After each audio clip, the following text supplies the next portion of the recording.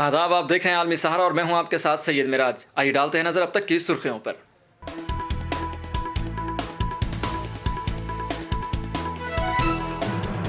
वज़ीर-ए-आज़म नरेंद्र मोदी का इंतखाबी दौरा जारी। बिहार के नवादा में अवाम से किया खिताब। इंडिया इत्तेहाद पर की तनकीद। मगरबी बंगाल की वज़ीर आला ममता बनर्जी ने पुरुलिया में की इंतखाबी तशहीर। कहा बीजेपी इंतखाब से कब्ल कराती है फसाद। समाजवादी पार्टी के सरबराह अखिलेश यादव ने मुख्तार अंसारी के अहल खाना से की मुलाकात। कहा उम्मीद है कि अहल खाना को मिलेगा इंसाफ। दिल्ली में बीजेपी का आम आदमी पार्टी के खिलाफ एहतजाज। शराब शीश महल मुहिम के तहत सीएम केजरीवाल पर तनकीद।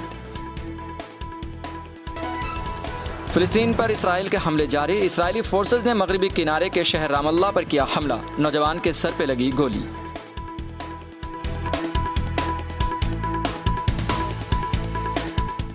अब पेश है खबरों की तफसीलात। वज़ीर-ए-आज़म नरेंद्र मोदी अपने इंतखाबी दौरे पर बिहार के नवादा पहुंचे। वहां उन्होंने इंतखाबी जलसे से खिताब करते हुए इंडिया इत्तेहाद पर सख्त तनकीद की है। उन्होंने कहा कि इत्तेहाद वाले सनातन धर्म को ख़त्म करना चाहते हैं।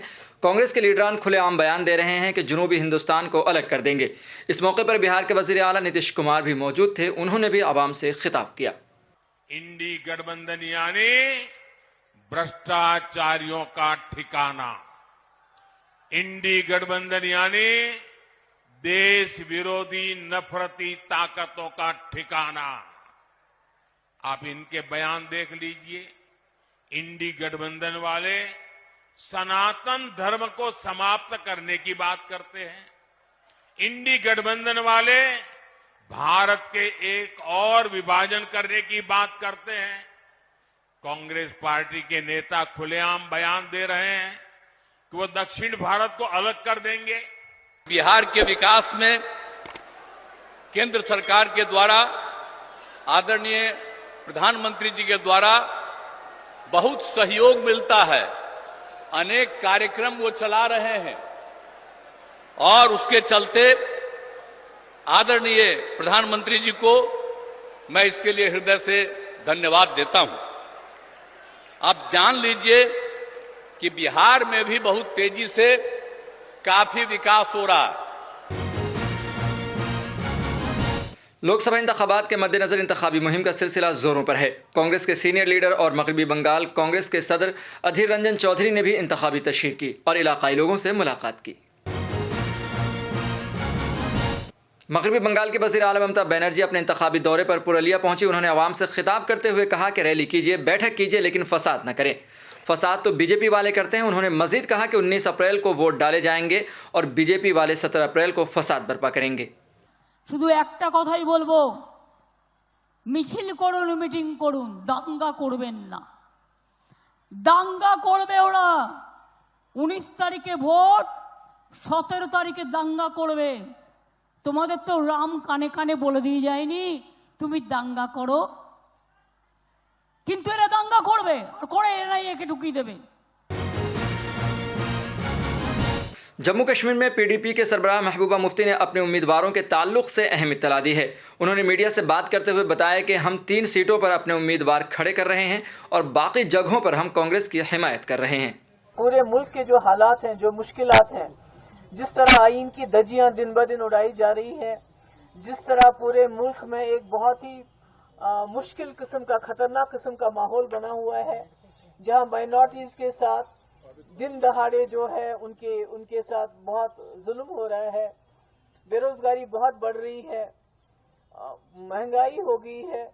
तो इसलिए हमने सोचा कि हम उस पार्टी को, उस अलायंस को साथ देंगे जो जम्मू कश्मीर के जो हमारे हालात हैं उसको भी मद्देनजर रख के आगे चल के जो है सही फैसले ले सके। समाजवादी पार्टी के सरबराह अखिलेश यादव उत्तर प्रदेश के गाजीपुर पहुंचे और मुख्तार अंसारी के अहल खाना से मुलाकात की। उन्होंने घर जाकर इजहार अफसोस भी किया और कहा कि मैं मुख्तार अंसारी के अहल खाना के साथ हूं। उन्होंने मजीद कहा कि मुझे उम्मीद है कि हुकूमत सच्चाई सामने लाएगी और अहल खाना को इंसाफ मिलेगा। परिवार का दुख बांटने और जो घटना हुई है वो शॉकिंग थी सबके लिए, पूरे परिवार के लिए और आम जनता के लिए।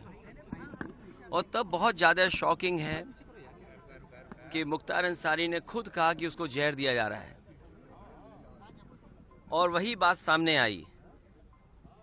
हमें उम्मीद है कि सरकार सच्चाई सामने लाएगी और परिवार को न्याय मिलेगा। मुख्तार अंसारी के बेटे उमर अंसारी ने अखिलेश यादव की आमद की तस्दीक की और कहा कि उन्होंने हमारी बहुत हिम्मत बढ़ाई है। बड़े भाई और वालदा की कमी थी, भैया अखिलेश यादव ने आकर बहुत हौसला दिया है। माननीय राष्ट्रीय अध्यक्ष जी अखिलेश भी आए थे और बहुत हिम्मत बढ़ाया, हमारी साहस बढ़ाया।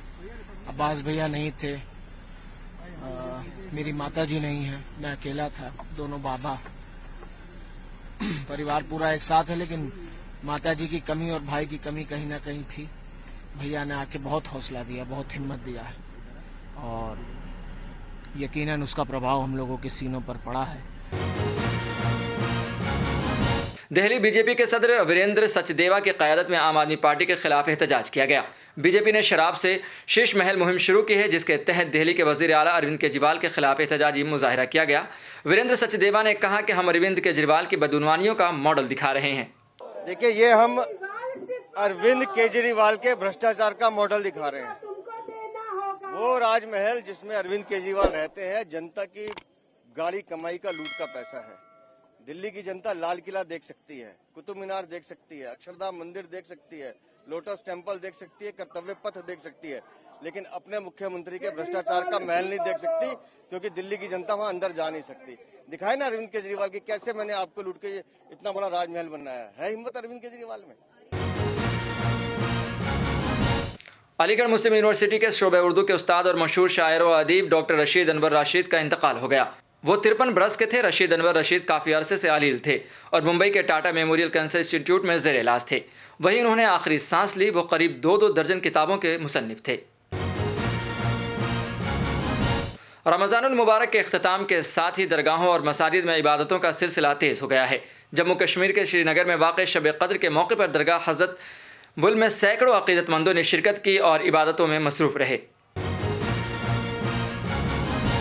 फ़िलिस्तीन पर इसराइल के हमले जारी हैं। इसराइली फोर्सेस ने मगरबी किनारे के शहर रामुल्ला पर हमला किया है, जिसके दौरान एक फ़िलिस्तीनी नौजवान के सर में गोली लगने से ज़ख्मी हो गया। फ़िलहाल खबरनामे में इतना ही। हमें दीजिए इजाज़त और ताज़ा तरीन खबरों के लिए देखते रहें आलमी सहारा।